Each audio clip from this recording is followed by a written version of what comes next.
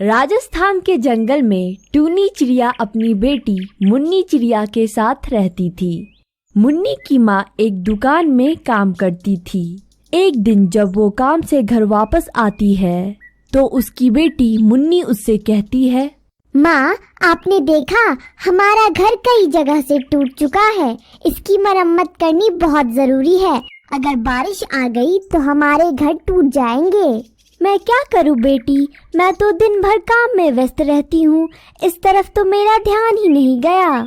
मैं कल ही मालिक से कुछ रुपए उधार मांग कर लाऊंगी और घर की मरम्मत करवाऊंगी। तुम चिंता मत करो बेटी, तुम बस अपनी पढ़ाई पे ध्यान दो। अगले दिन टूनी अपने मालिक से कहती है, मालिक, मुझे कुछ रुपए उधार चाहिए। मेरा घर कई जगह से टूट गया है और उसकी मरम्मत करना बहुत जरूरी है। क्या उधार? मेरी दुकान पर उधार न ग्राहक के लिए है न तुम्हारे लिए, समझी? आगे से पैसे मांगने से पहले दूसरी नौकरी ढूंढ लेना। दुकान मालिक की यह बात सुनकर टूनी वहाँ से चली जाती है। अब मैं क्या करूँ? ये बुढ़ा चील तो मुझे पैसे नहीं देगा। मैं कैसे अपने घर की मरम्मत करूँ? ऐसा सोचते हुए टूनी शाम को घर लौट रही थी। तभी रात में तेज बारिश शुरू हो जाती है। हे राम, ये बारिश तो अभी से शुरू हो गई। मेरी मुन्नी घर में अकेली है। मुझे और तेज उड़ना होगा। कहीं मेरा घर टूट गया तो, उसे कुछ हो गया तो मैं क्या करूँगी? टूनी किसी तरह उड़कर अपने घर के पास पहुँच जाती है तो वो देखती है कि उसका घर पूरी तरह से टूट चुका था। माँ, देखो ना, अपना घर टूट गया। मैंने तो पहले ही आपको बताया था कि हमारा घर अब कभी भी टूट सकता है। अब हम बारिश में किसकी मदद लेंगे? कहाँ जाएंगे? तू तो जानती है बेटी, मैं कितनी मुश्किल से घर का खर्च चलाती हूँ। आज मैंने जब मालिक से पैसे मांगे तो उन्होंने मना कर दिया। माँ, बारिश रुकने तक कालू अंकल के घर चलते हैं। टूनी अपने बच्चे के साथ कालू कौवा के घर जाती है। उसका दरवाजा खटखटाती है। कालू भैया, दरवाजा खोलो। मेरा घर इस बारिश में टूट गया है, हमारी मदद करो। बारिश में मैं अपना दरवाजा नहीं खोलूंगा। तुम अगर अंदर आओगे तो मेरा घर भीग जाएगा और वैसे भी मेरा घर मजबूत नहीं है।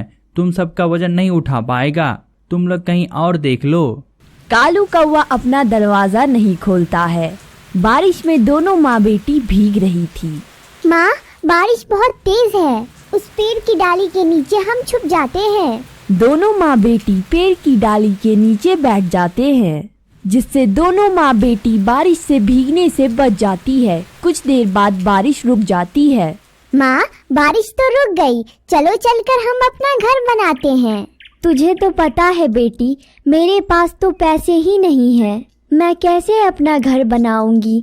बिना पैसों के घर बनाना बहुत मुश्किल है।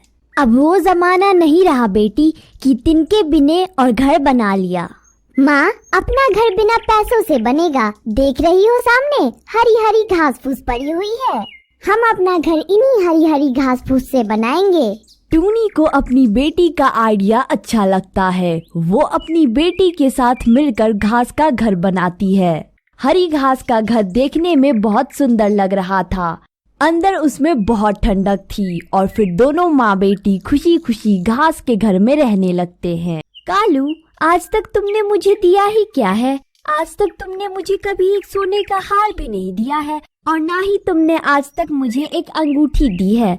बस मुझे शादी पर भी मेरी माँ ने मुझे एक सोने का हार दिया था, वो भी तुम बेचकर खा गए। बस कालू, मैंने कह दिया कि तुम मुझे एक सोने का हार लाकर दोगे, मतलब दोगे। काली कौवी, तुम बिल्कुल भी चिंता ना करो। मैं किसी पक्षी का सोने का हार चोरी कर तुम्हें लाकर दे दूंगा। अच्छा ठीक है। बाप रे, कितनी तेज हवा चल रही है। मैंने जो भोजन ला के रखा था वो भोजन तो जमीन पे गिर गया है। चलो अब मुझे दोबारा से भोजन ढूंढने के लिए जाना होगा। फिर टूनी चिड़िया भोजन जमा करने के लिए चली जाती है। टूनी चिड़िया भोजन ढूंढती ढूंढती जा रही होती है, जिस कारण टूनी चिड़िया बहुत ज्यादा थक जाती है। इसलिए वो एक नदी के पास आकर बैठ जाती है। टूनी चिड़िया नदी के पास बैठी ही होती है कि टूनी चिड़िया को सामने ही एक सोने का हार दिखाई देता है। टूनी चिड़िया तुरंत सोने के हार के पास आ जाती है। अरे वाह, ये हार तो बहुत कीमती लगता है और ये हार तो सोने का है। लगता है किसी पक्षी का हार है, यहाँ गिर गया होगा। मुझे उस पक्षी को उसका ये हार लौटाना होगा, लेकिन मुझे कैसे पता चलेगा कि ये हार किस पक्षी का है? चलो मैं एक एक पक्षी के पास जाकर पूछती हूँ कि किसका है ये हार। फिर टूनी चिड़िया सोने का हार लेकर तोते के पास चली जाती है। तोती, ये हार मुझे नदी के पास गिरा हुआ मिला है, क्या ये सोने का हार तुम्हारा है? नहीं टूनी चिड़िया, ये हार मेरा नहीं है। इतना महंगा हार मेरा कहाँ से होगा? टूनी, तुम एक काम करो, तुम कबूतर के पास जाओ, क्या पता ये हार कबूतर की पत्नी का हो। ठीक है, तो मैं कबूतर के पास जाती हूँ। फिर इतना कहकर टूनी चिड़िया कबूतर के पास चली जाती है। अरे टूनी, सुबह सुबह तुम यहाँ, सब खैरियत तो है? हाँ कबूतर, सब कुछ ठीक है।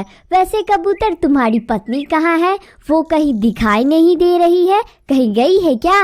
अरे क्या बताऊं टूनी, कल रात मेरी पत्नी मुझसे झगड़ा करके अपने मायके चली गई है। अच्छा, ऐसा है क्या?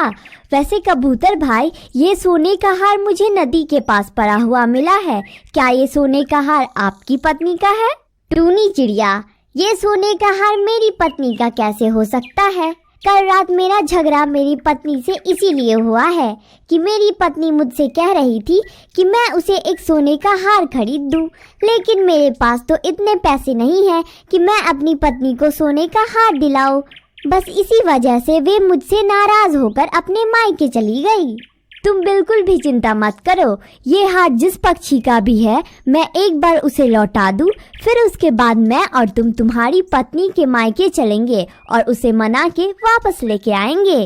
टूनी, तुम्हारा बहुत बहुत शुक्रिया। ये हार जिस किसी पक्षी का भी है, तुम उसे जल्दी से लौटा दो, उसके बाद हम दोनों मेरी पत्नी को लेने के लिए जाएंगे। और फिर टूनी चिड़िया वो सोने का हार लेकर बुलबुल के पास चली जाती है। बुलबुल बहन, मुझे ये सोने का हार नदी के पास मिला है, क्या ये सोने का हार आपका है? अरे नहीं नहीं टूनी चिड़िया, ये सोने का हार मेरा नहीं है। इतना महंगा हार मेरे पास कहाँ से आएगा? ये हार मुझे लगता है किसी अमीर पक्षी का ही हो सकता है। पर बुलबुल बहन, हमारे जंगल में तो कोई भी अमीर पक्षी है ही नहीं, इतना महंगा हार आखिर किस पक्षी का होगा? चलो बुलबुल बहन, मैं काली कौवी और काला कौवा के पास जाती हूँ, बस वही रह गए हैं, उनसे भी एक बार पूछ लेती हूँ कि ये सोने का हार उनका तो नहीं है ना। इतना कहकर टूनी चिड़िया काली कौवी के पास चली जाती है। काली कौवी और काला कौवा, तुम दोनों अभी तक सो रहे हो? सुबह तो कब की हो गई है, चलो अब तुम दोनों उठ जाओ जल्दी से। टूनी चिड़िया, मैं और मेरी पत्नी तो सुबह जल्दी उठ जाते हैं। मैंने और काली ने भोजन खा लिया है और भोजन खाकर हमें बहुत जोरों की नींद आ रही है, इसीलिए तुम यहाँ से चली जाओ और हम दोनों को आराम से सोने दो। अरे कालू उठो, मुझे तुमसे कुछ पूछना है, क्या ये सोने का हार तुम्हारा है? सोने की हार का नाम सुनकर वो दोनों झट से उठ जाते हैं।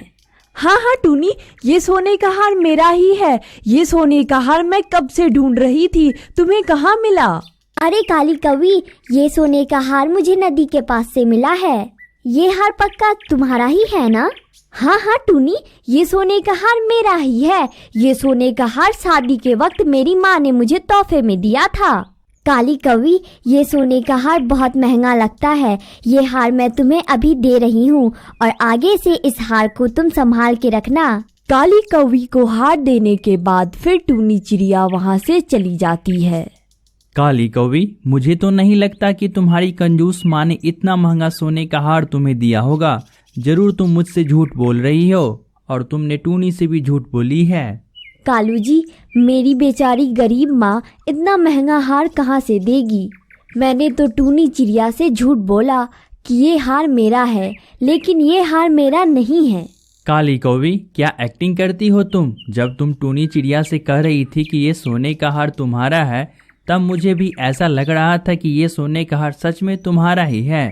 कालू जी, आज मैं बहुत खुश हूँ। इतना महंगा सोने का हार जो मुझे आज मिला है, मैं इसे जल्दी से पहन लेती हूँ। फिर काली कौवी जल्दी से सोने का हार अपने गले में पहन लेती है। दूसरी तरफ जंगल के तोते महाराज और तोती रानी बहुत ज्यादा परेशान होते हैं। क्योंकि टूनी चिड़िया को जो सोने का हार मिला था असल में तो वो तोती रानी का होता है, जो कल रात ही खो गया था। तोते जी, मेरा हार किसी ने चोरी कर लिया है। कल रात जब मैं सो रही थी तो किसी चोर ने मेरा सोने का हार चोरी कर लिया है। वे हार मेरी दादी की निशानी थी। आप कुछ भी करके मेरा हार मुझे वापस ला कर दे। रानी जी, आप बिल्कुल भी चिंता ना करें। आपका सोने का हार जिस किसी पक्षी ने चुराया है उसको मैं नहीं छोड़ूंगा, उसको मैं कड़ी दंड दूंगा। तोता जी, मुझे तो ऐसा लगता है कि मेरे सोने का हार किसी पक्षी ने चुराया है। आप सभी पक्षियों के घोंसले की तलाशी ले, मेरा हार जरूर मिल जाएगा। फिर तोता महाराज उल्लू सैनिक को बुलाता है। उल्लू सैनिक, जाओ और जाके जंगल के एक एक सभी पक्षी के घोंसले की तलाशी लो और पता करो कि किसने मेरी रानी का सोने का हार चुराया है। जो हुकुम महाराज जी, मैं अभी जाता हूँ और जाकर सभी पक्षियों की घोंसले की तलाशी लेता हूँ। इतना कह के वे उल्लू सैनिक पक्षियों के घोंसले की तलाशी लेने के लिए चले जाते हैं। कल रात को मैंने तो तोती रानी का कितनी मुश्किलों से हार चोरी किया था। ना जाने रात को मैंने सोने का हार कहाँ गिरा दिया। मेरी तो सारी मेहनत बर्बाद हो गई। तोती रानी का हार एक चिड़िया ने चुराया था, जो कि उसके पंजों से नदी के पास गिर गया था। दूसरी तरफ उल्लू सैनिक कबूतर के घोंसलों में जाता है और कबूतर के घोंसलों की तलाशी लेने लगता है। सैनिक जी, मैं आपसे कब से कह रहा हूँ, मैंने तोती रानी का हार चोरी नहीं किया है। आप कब से मेरे घोंसले की तलाशी ले रहे हैं? फिर उल्लू सैनिक एक तोते के घोंसले में आता है और तोते के घोंसले की अच्छे से तलाशी लेने लगता है, लेकिन उल्लू सैनिकों को वहाँ कुछ भी प्राप्त नहीं होता है। इसलिए उल्लू सैनिक टूनी चिड़िया के घोंसले में तलाशी लेने के लिए चले जाते हैं। उल्लू सैनिकों को टूनी चिड़िया के घोंसले में भी तोती रानी का हार नहीं मिलता है, इसलिए उल्लू सैनिक काली कौवी के पास जाने लगते हैं। उल्लू सैनिक जैसे ही काली कौवी और कालू कौवा के घोंसले में आते हैं तो वे काली कौवी के गले में तोती रानी का हार देखकर बहुत ज्यादा गुस्से में आ जाते हैं। अच्छा काली कौवी, तो तुमने तोती रानी का हार चुराया है? चलो कौवा और काली कौवी तोते महाराज के पास चलो। अरे ऐसे कैसे तोते महाराज के पास जाए? ये हार मेरा ही है, कोई तोती रानी का नहीं है। फिर वे उल्लू सैनिक दोनों को पकड़कर तोते महाराज के पास ले जाते हैं। तोती रानी को अपना सोने का हार मिल जाता है और तोते महाराज काला कौवा और काली कौवी को पिंजरे में कैद कर देते हैं। काली कौवी, यह सब तुम्हारी लालच की वजह से हुआ है। ना तुमने चिड़िया से झूठ कहकर ये सोने का हार ना लिया होता और ना हम आज इस पिंजरे में कैद होते। और इस तरह कालू कौवे और काली कौवी को अपने झूठ बोलने की सजा मिल जाती है। दोस्तों, इस कहानी से हमें यह शिक्षा मिलती है कि हमें कभी भी झूठ नहीं बोलना चाहिए, क्योंकि झूठ आज न कल पकड़ा ही जाता है। दोस्तों, अगर आपको हमारी यह कहानी पसंद आई है तो वीडियो को लाइक करें, चैनल को सब्सक्राइब करें और हाँ, कमेंट्स में जरूर बताएं कि आपको हमारी कहानी कैसी लगी। धन्यवाद।